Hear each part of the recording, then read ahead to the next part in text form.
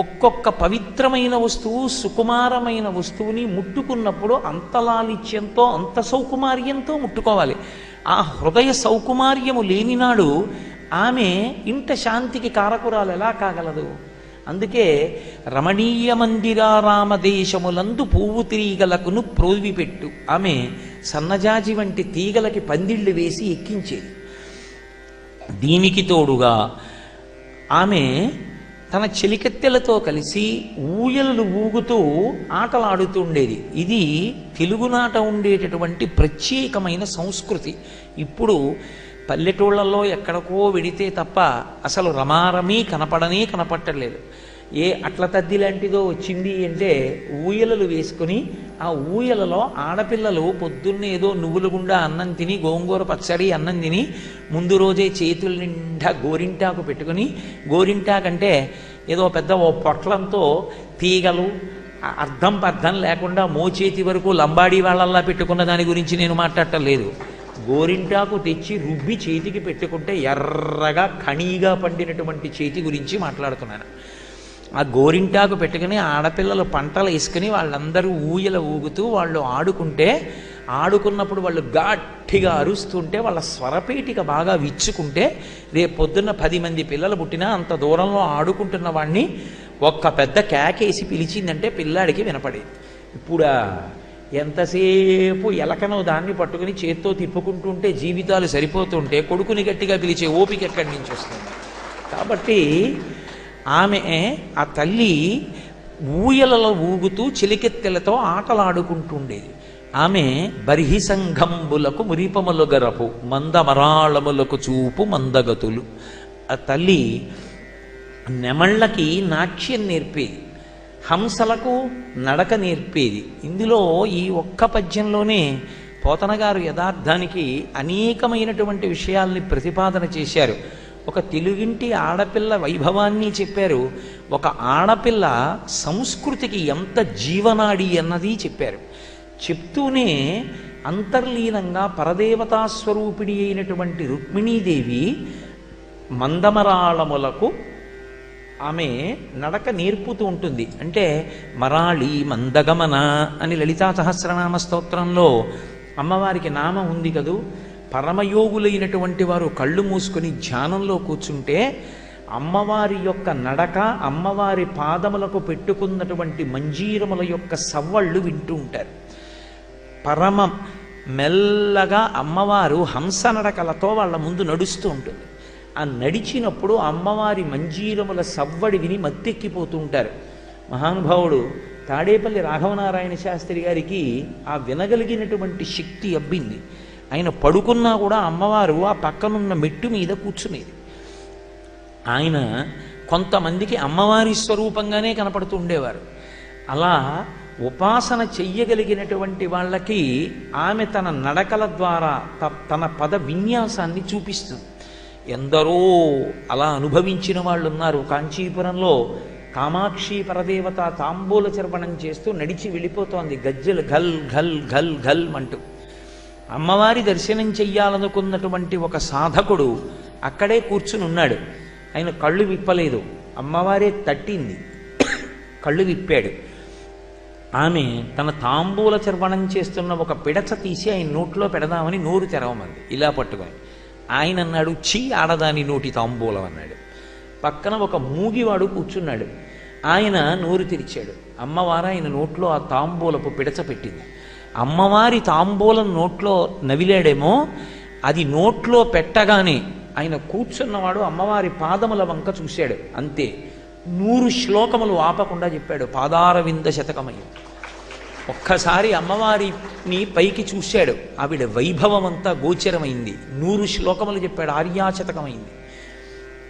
అమ్మవారు ఇటు తిరగకుండా ఇలాగే చూసింది, కడగంటి చూపు, కటాక్ష శతకం చెప్పాడు 100 శ్లోకాలతోటి. ఆవిడ విని చిన్న నవ్వు నవ్వింది. మందస్మిత శతకం చెప్పాడు 100 శ్లోకాలతోటి.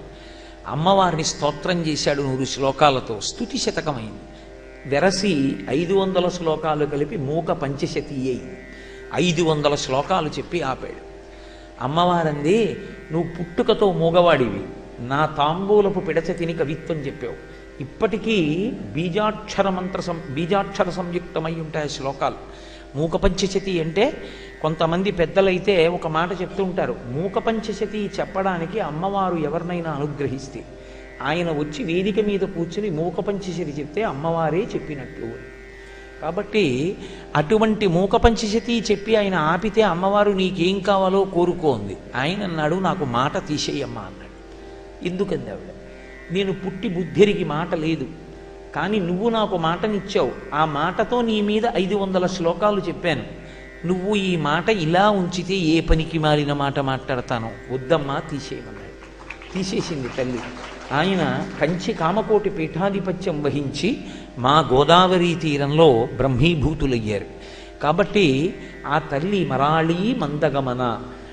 కాబట్టి ఆ తల్లి పేర్వేర బొమ్మల పెండ్లిండ్లు చేయుచు నబలలతోడ వియ్యంబులుందు గుజ్జనగుళ్లను కొమరొప్ప వండించి చెలులకు పెట్టించు చెలువ మెరసి రమణీయ మందిరా రామదేశములందు పూవు త్రీగలకును ప్రోవిపెట్టు సదమలమణిమయ సౌదభాగములందు లీలతో భర్మడోలికలనూగు బాలికలతోడ చెలరేగి బంతులాడు సారికాకీర పంక్తికిని చదువు చెప్పు బర్హి సంఘంబులకు మురిపములు గరపు మందమరాళములకు చూపు మందగతులు. ఆమె చిలకలకి పాఠాలు నేర్పుతూ ఉండేది. చిలుకలు ఆమె దగ్గర నేర్చుకుని శ్లోకాలు వల్లివేస్తుండేవి. ఏదో శంకర విజయంలో మండన మిశ్రుడు ఇంటి ముందు కూర్చుని వేదాంతం గురించి చిలకలు చర్చ చేసినట్టు ఆ తల్లి ఇలా పెరిగి పెద్దదవుతోంది. భీష్మకుడి ఇంటికి పరమభాగవతోత్తములైనటువంటి వారు వస్తుండేవారు. ఇంగ్లీష్లో ఏదో ఒక ప్రొవెర్బ్ ఉంది, tell me your friends, I will tell you what you are. నీ స్నేహితులు ఎవరో చెప్పు, నువ్వు ఎలాంటి వాడివో నీ చెప్తాను. ఇంటికి వచ్చేటటువంటి వాళ్ళని బట్టి ఆ ఇంటి వైభవం చెప్పచ్చు. ఆ ఇంటికి ఎప్పుడూ అనేక దేవాలయాల ప్రతినిధులు, పండితులు, భాగవతోత్తములు ఇటువంటి వాళ్లే వస్తున్నారనుకోండి, ఆ ఇంటి యజమాని ఎటువంటి వాడో చెప్పడానికి పెద్ద విశేషమా, చెప్పేసేయచ్చు. ఎప్పుడూ భాగవతోత్తములందరూ వస్తుండేవారు. భీష్మకుడు వాళ్ళందరినీ గౌరవిస్తూ ఉండేవాడు. ఆ వచ్చినటువంటి వాళ్ళందరూ కూడా ఆ కాలమునందు పరిపూర్ణావతారముగా అవతరించినటువంటి కృష్ణ భగవానుని యొక్క వైభవం గురించి చెప్తుండేవారు. అది భీష్మకుడితో పాటుగా ఆయన కుమార్తె అయినటువంటి రుక్మిణీదేవి వింటూ ఉండేది.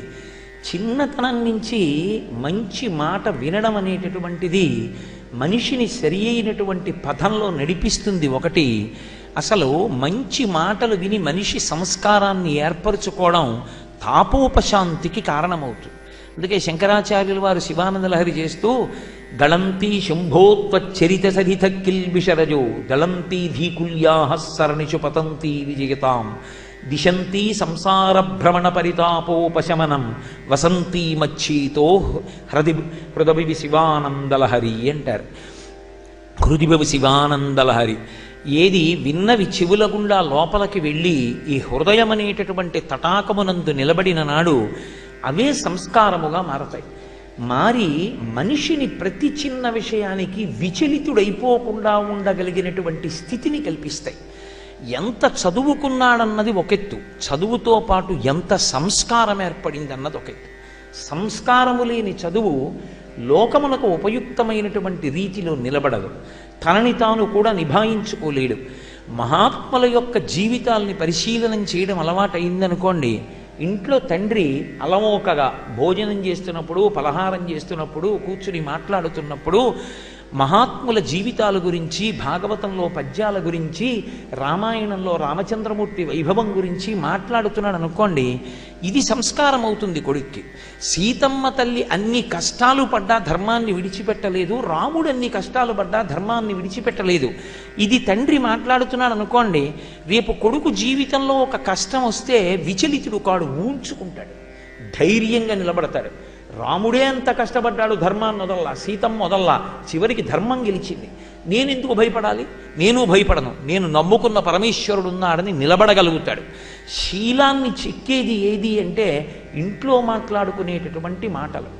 పెద్దలైన వారు ఇంటికొచ్చి కృష్ణ భగవానుని యొక్క గుణ వైభవం గురించి ప్రశంసించి మాట్లాడుతుండేవారు. భీష్మకుడితో పాటుగా ధీరవతి, బుద్ధి కలిగినటువంటి రుక్మిణీదేవి రోజు కృష్ణ భగవానుడికి సంబంధించినటువంటి విశేషాలన్నిటినీ వింటుండేది. ఇది వింటున్నప్పుడు గమ్మత్తు ఏమిటంటే భీష్మకుడికి మనసులో ఒక కోరిక, రుక్మిణీదేవిని కృష్ణ భగవానుడికి ఇచ్చి వివాహం చెయ్యాలి అని. రుక్మిణీదేవికి కృష్ణ భగవానుడికి భార్య కావాలి అని కోరిక. మరి తండ్రి ఒప్పుకుని కూతురు కోరుకున్నప్పుడు ప్రతిబంధకం ఎక్కడుంది? బంధువులు ఎవరైనా వద్దన్నారా? అంటే బంధువులందరూ కూడా కృష్ణుడికి తగినటువంటి ఇల్లాలు రుక్మిణి, రుక్మిణికి తగినటువంటి భర్త కృష్ణుడు. కాబట్టి రుక్మిణీదేవి నీ కృష్ణునికే ఇచ్చి వివాహం చేయమన్నారు. బంధువులందరూ రుక్మిణికి కృష్ణునిచ్చి వివాహము చేయుదు మంచు సేముషీ సింధువులై విచారముల్ చేయక వారల నడ్డుపెట్టి దుస్సంధుడు రుక్మి కృష్ణుడెడ చాలా విరోధము చేసి మత్త పుష్పందియ వేణి నిత్య శిశుపాలన కంచు తలంచే అంధుడై. బంధువులందరూ కృష్ణునకు బాలిక నిత్తుమటంచు, బంధువులందరూ రుక్మిణీదేవిని కృష్ణుడికే ఇచ్చి వివాహం చేద్దామని చెప్పి నిర్ణయించినప్పటికీ శిశుపాలునకిస్తాను అని చెప్పి అన్నగారైనటువంటి రుక్మి హఠం చేశాడు. ఎందుకని? ఆయన దుష్ట స్వభావం అటువంటిది. ఎంత దుష్టుడు రుక్మి అంటే పోతన గారు ఒక అద్భుతమైన మాట మాట్లాడారు.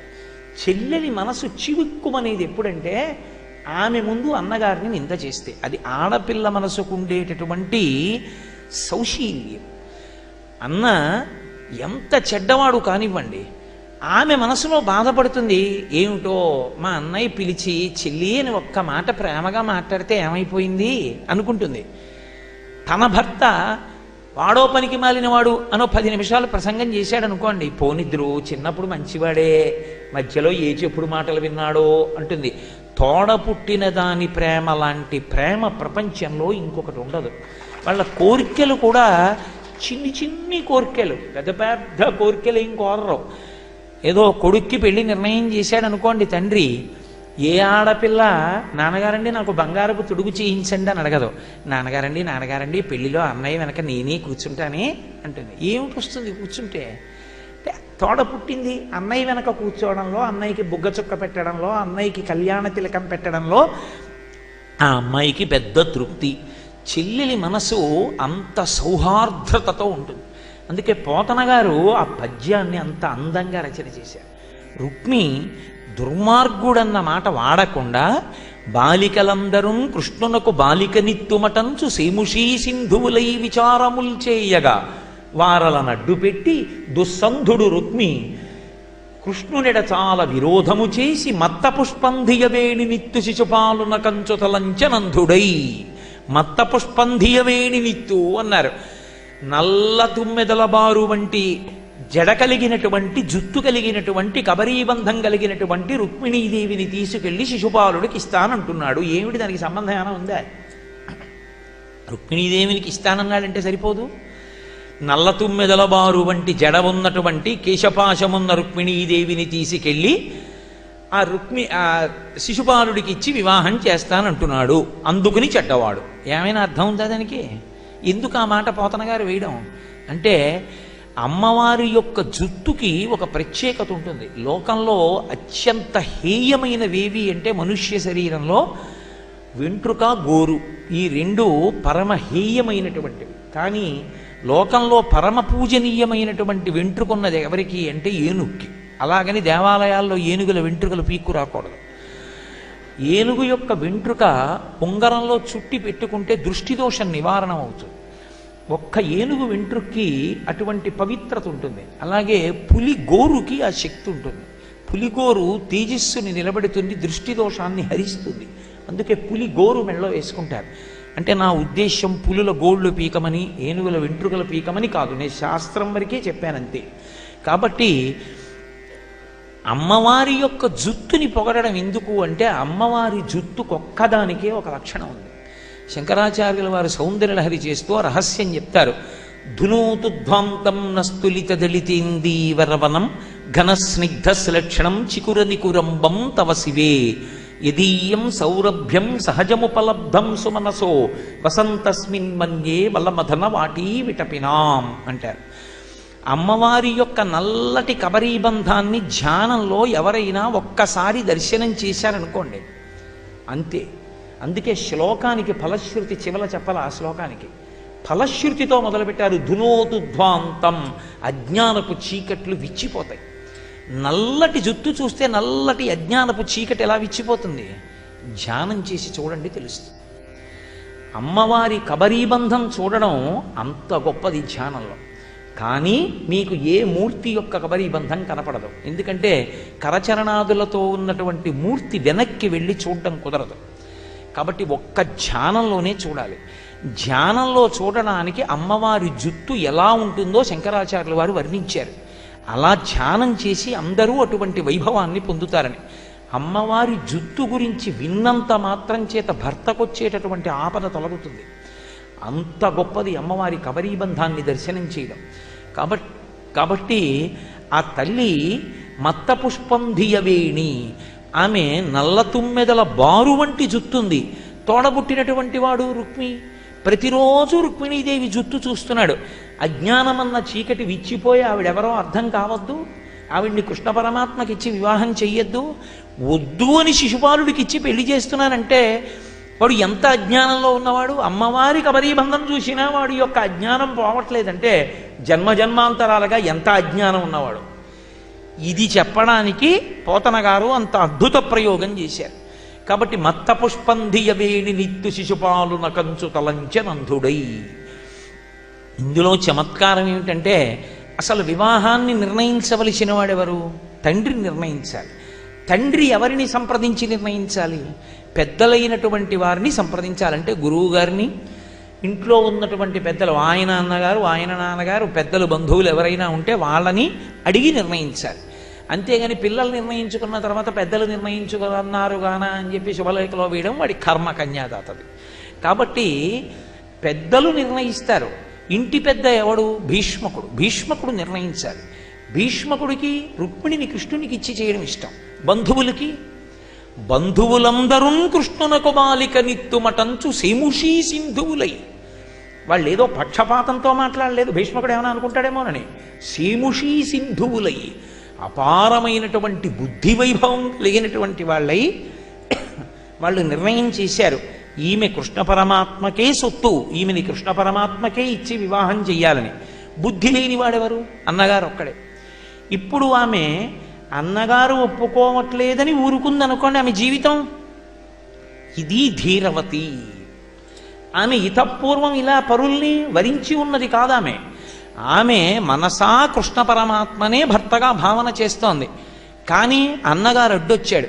తండ్రి కొడుకు మీద ఉన్నటువంటి ప్రేమ చేతే కానివ్వండి, కొడుకు తనని నిగ్రహిస్తాడన్న భయం చేతనే కానివ్వండి, రాజుల యందు ఇదో దుర్మార్గ బుద్ధి ఉంటుంది. తల్లి తండ్రినైన, తమ్ములన్నలనైన, సకులనైన, బంధువులనైన రాజులు చంపుదురవని తరచు జీవితాంధులగుచు అంటారు పోతన గారు భాగవతంలోనే దశమస్కందంలో. రాజులు తల్లిని, తండ్రిని, అన్నని, తమ్ముడిని, స్నేహితుల్ని కూడా చంపేస్తారు అడ్డొస్తే. కాబట్టి వద్దు అంటే వాడు బలవంతుడు, ఆయన వృద్ధుడు, అందుకని ఊరుకున్నాడు. మనసులో కష్టంగా అనిపిస్తున్నా ఇప్పుడు ఆమె అగ్నిజ్యోతనుడనేటటువంటి బ్రాహ్మణుణ్ణి ఆశ్రయించి, అగ్ని పరమేశ్వర స్వరూపమే, ద్యోతనుడంటే దాన్ని బాగా ఉద్దీపింపచేయగలిగిన వాడు గురువు. అంటే గురువును ఆశ్రయించి ఒక లేఖనిచ్చి, మీరు ఇది ద్వారకానగరం పట్టుకెళ్ళి కృష్ణ పరమాత్మకు అందించండి, ఇది నా సందేశం అని చెప్పింది.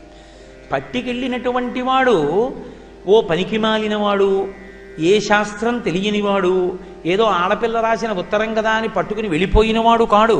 ఆయన సకల శాస్త్ర కోవిదుడు, అగ్నిజ్యోతనుడు, బ్రాహ్మణుడు, గురువు. అంటే ఆయనకి ధర్మం తెలియక పట్టుకెళ్ళాడా? నేను ఎక్కడో టీవీ చూస్తుంటే ఒక ఆయన అన్నాడు, రుక్మిణీదేవి లవ్ లెటర్ రాయలేదా అన్నాడు. నేను తెల్లబోయా. అయ్యవీడి అసాధ్యమోయ్, రుక్మిణీదేవి లేఖకిని బరి తెగించి రాసే ఉత్తరాలకి పోలిక. అది అగ్నిజ్యోతనుడు పట్టుకెళ్ళాడు. ఆమె యొక్క వివాహమునందు ఒక ప్రత్యేకత ఉంది, ఒక శరణాగతి ఉంది. అందుకని అప్పటికీ ఇప్పటికీ పారాయణైంది అది తప్ప కేవలం మదించి వ్రాసినటువంటి ప్రేమలేఖ కాదది. ఆమె తన సందేశాన్ని పంపించింది కృష్ణ పరమాత్మకి. అగ్నిజ్యోతనుడు వెతుక్కుని సముద్ర మధ్యంలో ఉన్నటువంటి ద్వారకానగరానికి వెళ్ళి కృష్ణ పరమాత్మ యొక్క దర్శనాన్ని పొందాడు. కృష్ణ పరమాత్మ సువర్ణ సింహాసనం మీద కూర్చుని ఉన్నవాడు దిగ్గున కిందకి దిగి పరుగున ఎదురొచ్చి బ్రాహ్మణుడికి స్వాగతం పలికి తాను కూర్చున్న ఆసనం మీద కూర్చోపెట్టి కాళ్ళు కడిగి అర్ఘ్యపాద్యాదులిచ్చి ఆ తీర్థం తన తల మీద ప్రోక్షించుకుని షడ్రసోపేతమైనటువంటి భోజనం పెట్టి, ఏమయ్యా, ఏమీ కోరకుండా దొరికిన దానితో తృప్తిగా జీవించేటటువంటి బ్రాహ్మణుడు ఎక్కడుంటాడో అటువంటి బ్రాహ్మణుడి కాళ్ళు కడిగిన నీళ్లు నేను నా కిరీటం మీద చల్లుకుంటుంటా ప్రతిరోజు.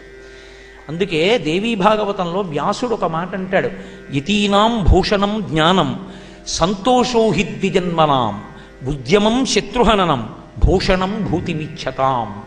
యతీనాం భూషణం జ్ఞానం. సన్యాసికి ఏది ఆభరణము? సన్యాసి ఆభరణాలు పెట్టుకోకూడదు. ఏది ఆభరణం అంటే జ్ఞానం ఒక్కటే ఆయనకి ఆభరణం. యతీనాం భూషణం జ్ఞానం సంతోషో హి ద్విజన్మనాం. బ్రాహ్మణ జన్మ ఎత్తినటువంటి వాడికి ఉండవలసిన లక్షణం ఏమిటంటే, నేను ఇది చేయిస్తే నాకు ఎంత వస్తుందని ఆలోచించిన వాడు కపట బ్రాహ్మణుడు. ఎంత ప్రతిఫలం వస్తుందని ఆలోచించి చేయించకూడదు. చేసేటటువంటి పనులు డబ్బుతో ముడిపడి ఉండకూడదు.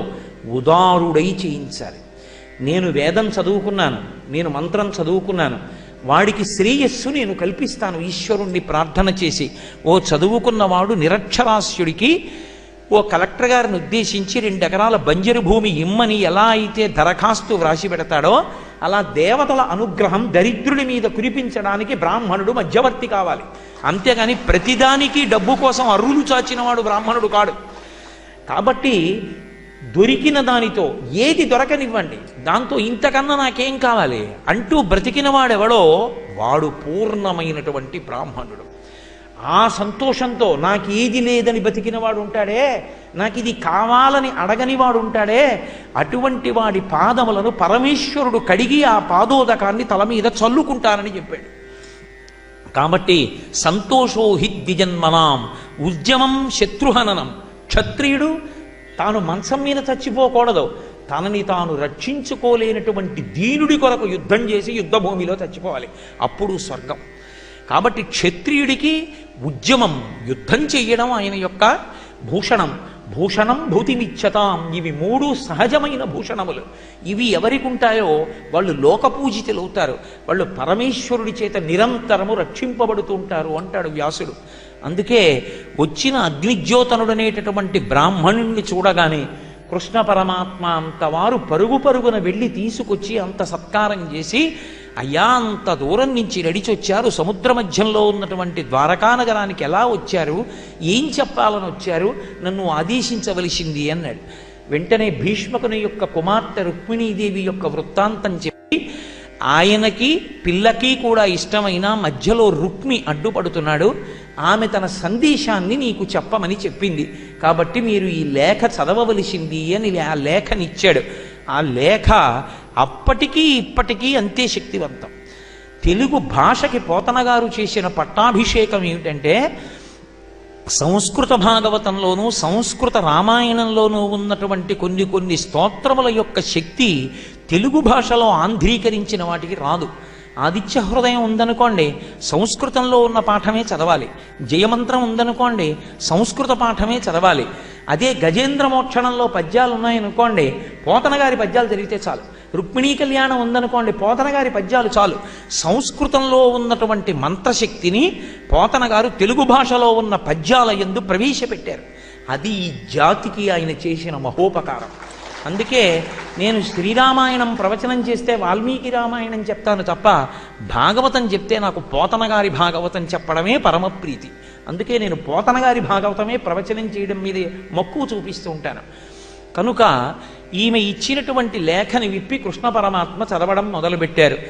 ధన్యున్ లోకమనోభిరామ కుల విద్యారూప తారుణ్య సౌజన్య శ్రీ బల దాన శౌర్య కరుణా సంశోభితం నిన్నే కన్యల్ కోరరు కోరదేముడు రమా కాంతాల లామంబు రాజన్యానేకవ సింహ నావలననే జన్మించనే మోహముల్.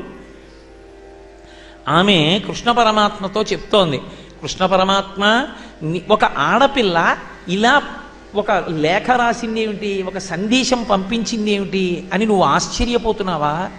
నేను నీకు లేఖ వ్రాసింది నువ్వు ఒక పురుషుడివని, నేను ఒక ఆడదాన్నని, కేవలం నిన్ను పెళ్లి చేసుకోవాలని, నీ మీద మరులు కొన్నానని నేను వ్రాయలేదు. నీ యందు ఉన్నటువంటి గుణములను నేను అర్థం చేసుకున్నాను. ఇది ఆమె యొక్క ధీరత్వం. ఎందుచేత నీ ఎందు మక్కువ చూపుతున్నానంటే, పెద్దలైన వారు, పండితులైన వారు, బుద్ధిమంతులైన వారు నీ గురించి అలా చెప్పారు. ధన్యున్ లోకమనోభిరాము కుల విద్యా రూప తారుణ్య సౌజన్య శ్రీ బల దాన శౌర్య కరుణా సంశోభితున్. ఎన్ని గుణాలు వేసేసిందో!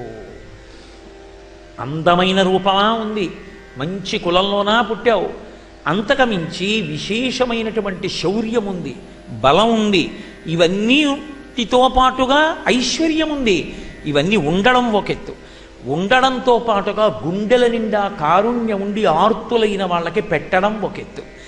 ఇన్ని మంచి గుణములున్నటువంటి నీకు ఇల్లాల్ని కావాలని ఇవాళ నేనే కోరుకున్నానా? కొరదే మునిరమాకాంతాలలామంబు రాజన్యానేకవ సింహ నావలననే జన్మించనే మోహములు. ఇవాళ నువ్వు కృష్ణ పరమాత్మగా ఉన్నావు. ఒకనాడు క్షీరసాగర మథనం జరిగినప్పుడు అందులోంచి ఆవిర్భవించినటువంటి ఆదిలక్ష్మి నిన్నే కోరి కోరి వరమాల వేసి భర్తగా కోరుకోలా. ఆదిలక్ష్మి అంతటిదే నిన్ను భర్తగా కోరుకుందే, నేను నిన్ను భర్తగా కోరుకుంటే తప్పేమిటి? అంటే ఇప్పుడు ఒకటి మీరు ఆలోచించండి, ఆమెకి కేవలం ఇప్పుడు అవతారంలో ఉన్న కృష్ణుడే తెలుసా, ఆ కృష్ణుడే విష్ణువని తెలుసా? ఆ కృష్ణుడే విష్ణు అని తెలుసు, ఆమెయే లక్ష్మి అని తెలుసు. ఇప్పుడు లక్ష్మి ఎక్కడికి చేరాలి? కృష్ణుడి దగ్గరికే చేరాలి. ఒక ఆడపిల్ల ఎక్కడికి చేరాలి? నిజమైన నారాయణ స్వరూపుడైన యోగ్యుడైన వరుడి దగ్గరికే చేరాలి. అందుకు రుక్మిణీ కళ్యాణం చేయిస్తారు. లేనినాడు ఆ పిల్లకి శాంతి, ఆ పిల్లనిచ్చిన వాళ్ళకి శాంత. ఎవరికి శాంతి నాకు చెప్పండి? ప్రశాంతంగా తండ్రి అన్నం తినగలడా? తల్లి అన్నం తినగలదా? ఓ పేరంటానికి వెళ్ళగలదా? పిల్ల సంతోషంగా ఉండగలదా?